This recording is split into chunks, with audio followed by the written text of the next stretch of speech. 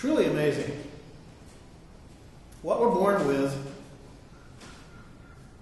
how certain things are instilled in us to cause us to believe that life is a certain way. And we find ourselves involved in approaches that pretty much institutionalize this and keep us in a place of accepting authority to be what we find that makes all our choices for us.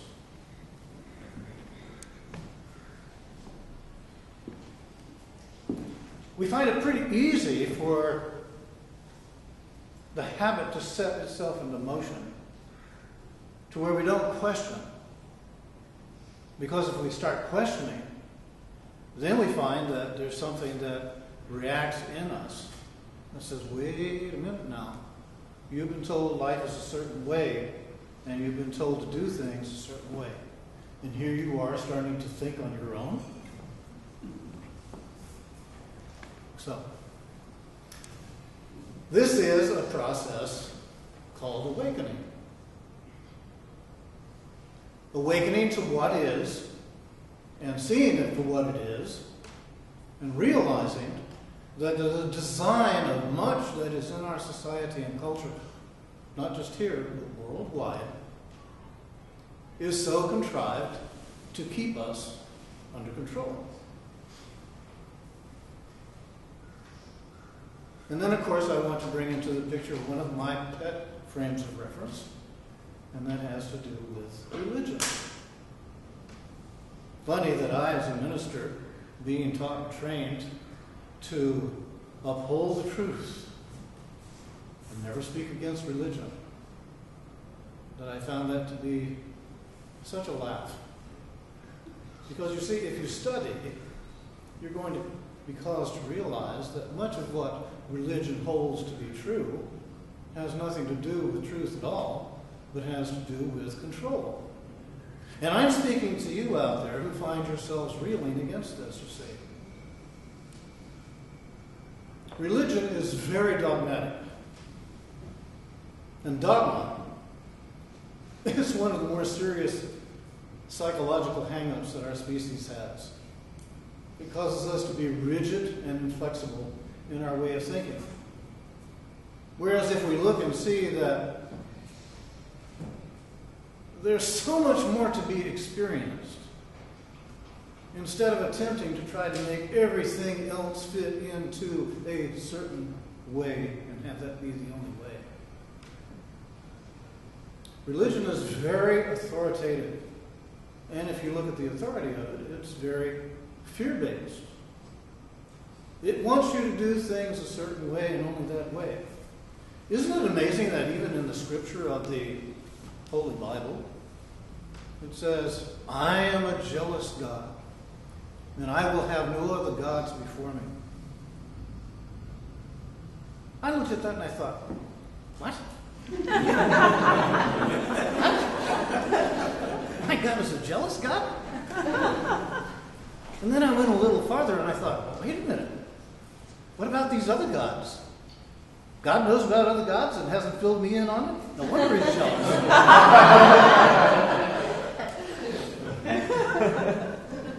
Okay, good. I'm glad you're able to laugh about it. I, at the time, found it to be pretty crashing evidence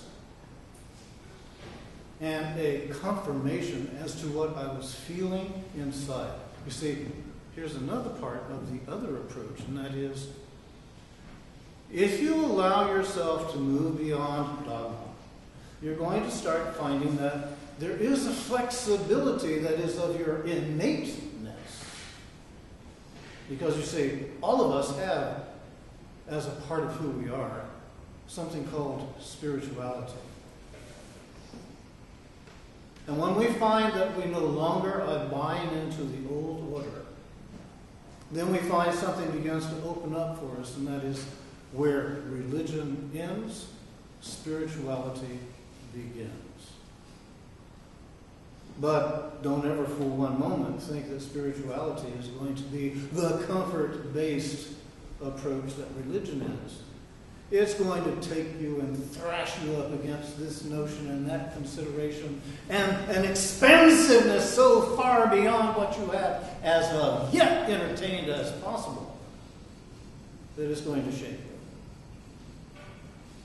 But then again, what you're experiencing is you're leaving the closed-mindedness that you have been taught to live by, and you're beginning to open up to the open-mindedness of spirituality. Spirituality allows you to enter into a dimension of courage-based liberation. And it does take courage for you to go beyond what a voice inside your head is saying, "Are you out of your mind? God is going to punish you for this.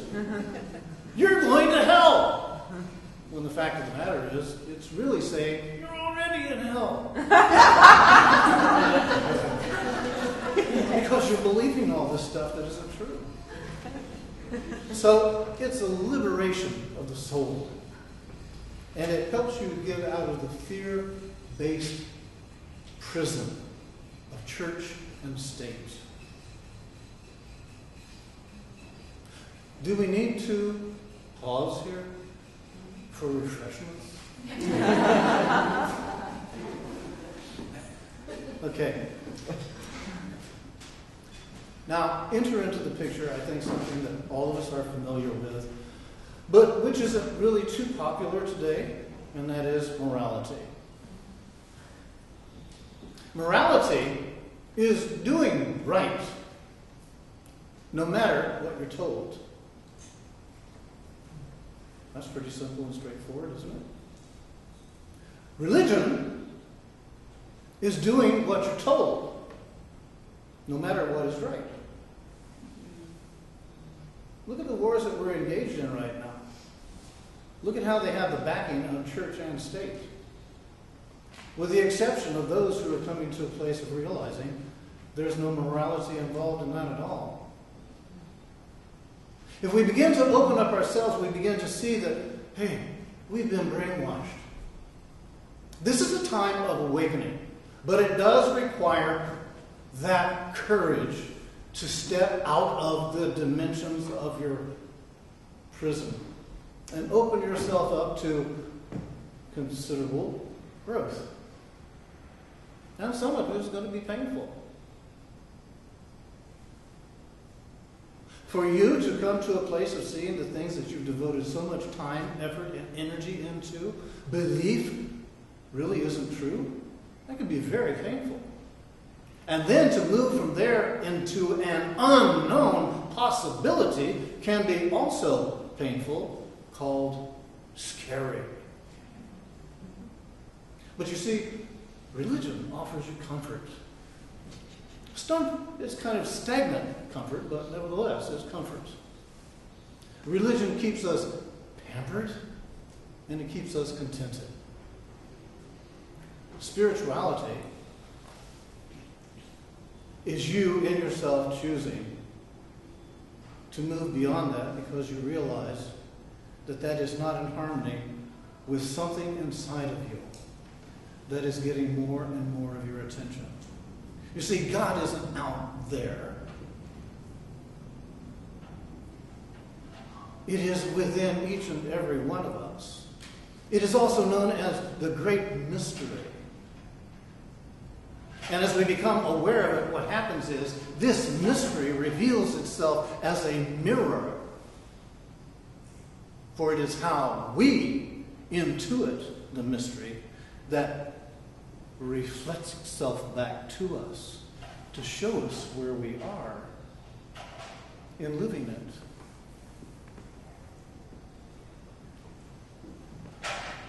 There are over 4,200 religions in the world today. Isn't that astounding? And do you realize most people embrace one and deny the other 44,199? Isn't that astounding? My way is the only way. How do I know? Because God told me so. through a middleman.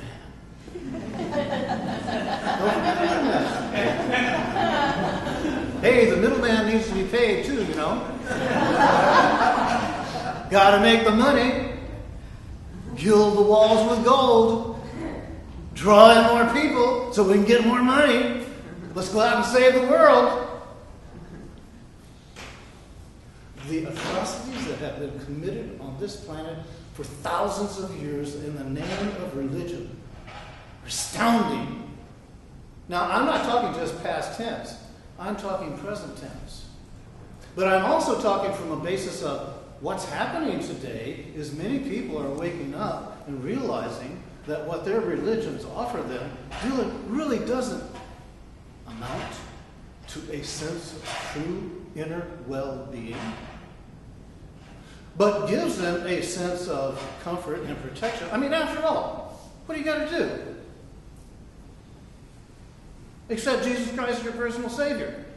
And it's cool, baby. No matter what you do from then on out, guaranteed a place in heaven. Isn't that cool? Doesn't that just make you feel good? For some it does. Trust me. But you see, people are starting to realize, wait a minute now. There's only a certain number allowed in heaven, and there's got to be billions of us on this planet. Where does that leave me? Jostling and fighting with someone else for a place in heaven? That kind of heaven? Forget about it. I'm throwing a lot of jabs and barbs out there to try to get your attention to come to a place of realizing that who you are, you're a spiritual being clothed in a body of earth. You have a heart and a mind and a sense of perspective that has been affected by others who want to keep control over you. Now, whether you do it this lifetime or the next, and that's a stretch for a lot of you, you're eventually going to come to the place of realizing, I am an individuated aspect of Source itself that covers the realm and dimensions of all gods, all religions, all peoples everywhere. I am here to awaken to my true nature so that I can begin to live my true nature, and in living my true nature, find that I am realizing my inseparable connection to everything else. It awakens within me those true powers of love, of compassion, of gentleness, of peace, of the joy of living, that break down the walls of separation and allow me to look at others with a much greater sense of connectedness.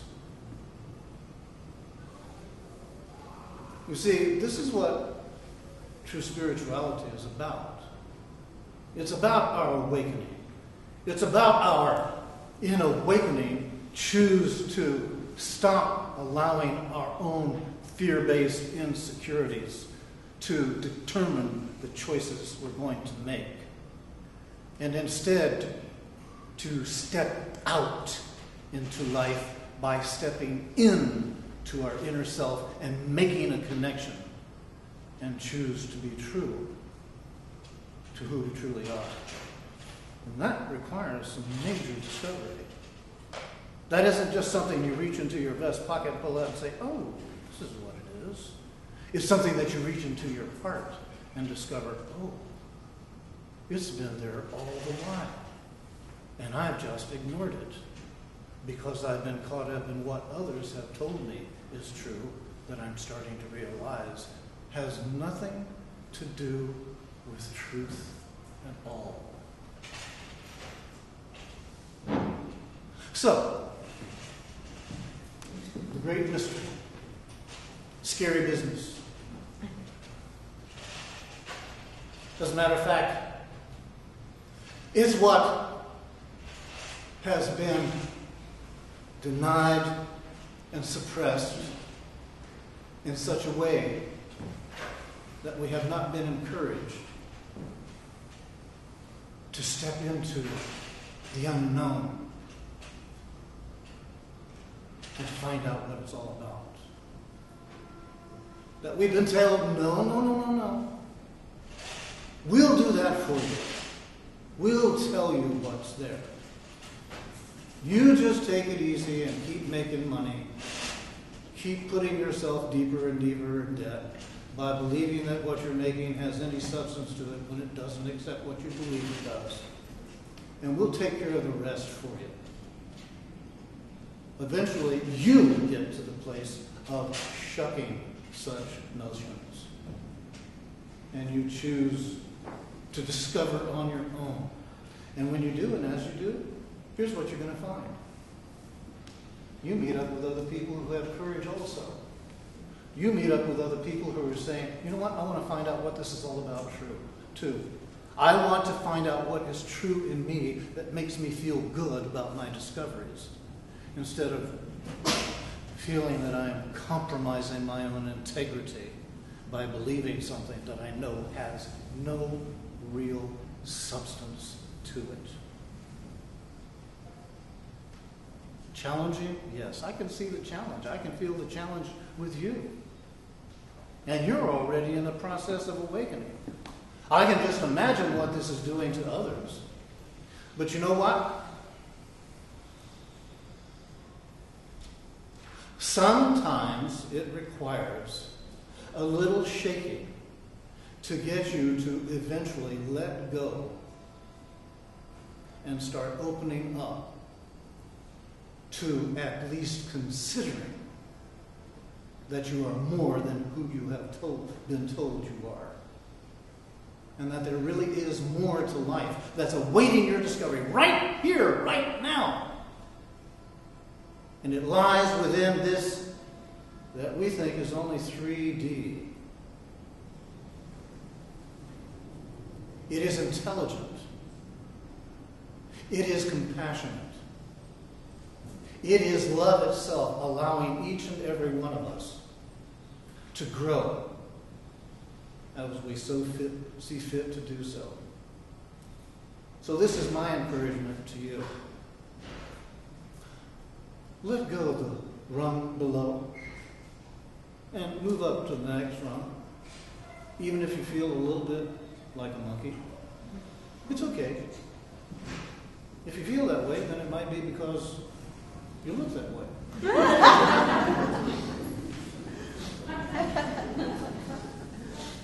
But then again, that could be simply my projection. Get it if you do. So, let us see that true spirituality is open-minded. So open your mind, open your heart, and I'm going to finish with this quote. How is it that hardly every major religion has looked at science and concluded, this is better than we thought? The universe is much bigger. It's much bigger than our prophet said. It's much grander. It's more subtle. It is more elegant. Instead, they say, no. My God is a little God, and I want him to stay that way. Thank you, Carl Sagan, and thank you.